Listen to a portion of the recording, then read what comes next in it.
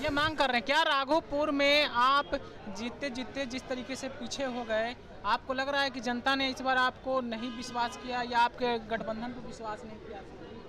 नहीं, हम पर विश्वास की है जनता। विश्वास नहीं करती तो 1,04,000 वोट हमको नहीं आता। महागठबंधन के नेता जो झूठ का पुलाव परोस रहे थे, मुख्यमंत्री बनेंगे तो नौकरी देंगे, हर घर को नौकरी देंगे, इसमें कहीं ना कहीं कुछ मतदाता भाई बहन झांसा में आए हैं। इसलिए मैं उनको से अपील कर रहा हूं कि आप मतदाता हैं, एक वोट के मालिक हैं, आप अपने वोट के महत्व को समझिए। आप देख रहे हैं MyPD समाचार में हूँ आपके साथ असलम अब्बास। राघोपुर विधानसभा क्षेत्र जो बिहार के वहाँ से महागठबंधन की तरफ से प्रोजेक्टेड CM उम्मीदवार तेजस्वी यादव चुनावी मैदान में थे, वहाँ से NDA के प्रत्याशी सतीश राय थे। इस बार चुनाव हार गए हैं, काफ़ी टक्कर दी थी तेजस्वी यादव को, लेकिन उन्होंने क्या कुछ राघोपुर में काम किया, क्या कुछ पिछले टर्म में उन्होंने जनता के लिए विकास किए थे और कैसे वो राघोपुर में आने वाले वक्त में और कुछ NDA की सरकार में चुनाव हारते हुए भी काम कर सकते हैं, हम उनसे सीधे बातचीत कर रहे हैं। तो लोकतंत्र में तो चुनाव में कोई एक व्यक्ति जीतता है, बाकी हारता है।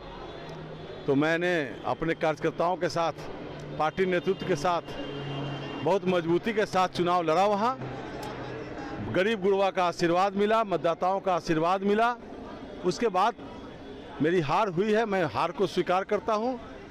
अगर मैं फिर जनता के बीच जाऊँगा, जो कमी मुझसे रह गई है उसको भी सुधारने का प्रयास करूँगा और जनता मतदाता भाई बहनों को भी सजग करूँगा कि आप किसी के झांसे में नहीं आइए। मुख्यमंत्री बन के नौकरी दूंगा, इस झांसे में कुछ लोग आए हैं, उसका परिणाम हुआ है कि मेरी हार हुई है। और आयोग से भी मैं एक मांग करूँगा, इलेक्शन कमीशन, हाँ, इलेक्शन कमीशन से निष्पक्षता से चुनाव कराने के लिए अब आप वोटर लिस्ट को आधार कार्ड से जोड़ते हुए सभी मतदान केंद्रों पर बायोमेट्रिक मशीन लगाइए, ताकि कोई व्यक्ति बोगस करने का प्रयास नहीं करे। धांधली हुई है? कहीं ना कहीं देखिए, ये प्रक्रिया है, 100% ईमानदारी आ नहीं सकती है। तो बात बोल रहे हैं, नहीं, विपक्ष तो अनर्गल आरोप लगाता है, विपक्ष अनर्गल आरोप लगाता है। विपक्ष का जो काम है केवल झूठ की खेती करना, झूठ का पुलाव परोसना, जनता के बीच में नौजवानों को गुमराह करना। ये महागठबंधन के लोग, इलेक्शन कमीशन पर भी धांधली हुई। मैं आरोप नहीं मांग कर रहा हूँ, मैं आरोप नहीं लगा रहा हूँ, मैं मांग कर रहा हूँ। आयोग ने निष्पक्षता के साथ चुनाव करने का प्रयास किया। इसका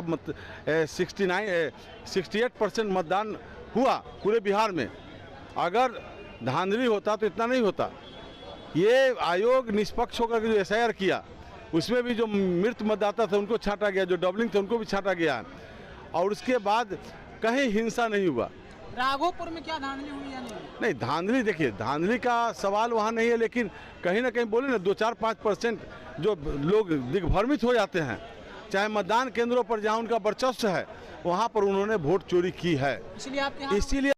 इसीलिए मांग कर रहा हूँ कि अगर हर विधानसभा में 2, 4, 10, 50, 100 बूथ ऐसा होगा, अगर निष्पक्षता से चुनाव होना है तो हम क्यों नहीं बायोमेट्रिक मशीन लगवाएंगे। अगर कैमरा लगा है सब बूथ पर, अगर उसकी समीक्षा की जाए तो भी सामने आ जाएगा। ये मांग कर रहे हैं क्या राघोपुर में आप जीतते जीतते जिस तरीके से पीछे हो गए, आपको लग रहा है कि जनता ने इस बार आपको नहीं विश्वास किया या आपके गठबंधन पर विश्वास नहीं किया? नहीं, हम पर विश्वास की है जनता। विश्वास नहीं करती तो 1,04,000 वोट हमको नहीं आता। महागठबंधन के नेता जो झूठ का पुलाव परोस रहे थे, मुख्यमंत्री बनेंगे तो नौकरी देंगे, हर घर को नौकरी देंगे, इसमें कहीं ना कहीं कुछ मतदाता भाई बहन झांसा में आए हैं।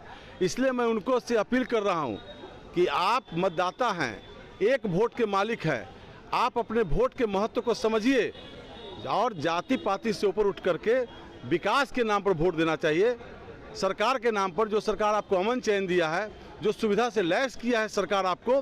राघोपुर इलाका रिमोट इलाका था, चारों तरफ से गंगा गंडक से घिरा हुआ इलाका था, कटाव का दंश झेल रहा था, बाढ़ का दंश झेल रहा था। लेकिन मैं जब 10 में विधायक बना तो माननीय मुख्यमंत्री से कह के राघोपुर को पक्का पुल से जुड़वाने का काम किया, कटाव मुक्त कराने का काम। 200 करोड़ रुपया बिहार सरकार जल संसाधन विभाग ने दिया था। विजेंद्र बाबू मंत्री अभी भी हैं, उस समय संसाधन मंत्री थे, जल संसाधन BS चौधरी जी मंत्री थे।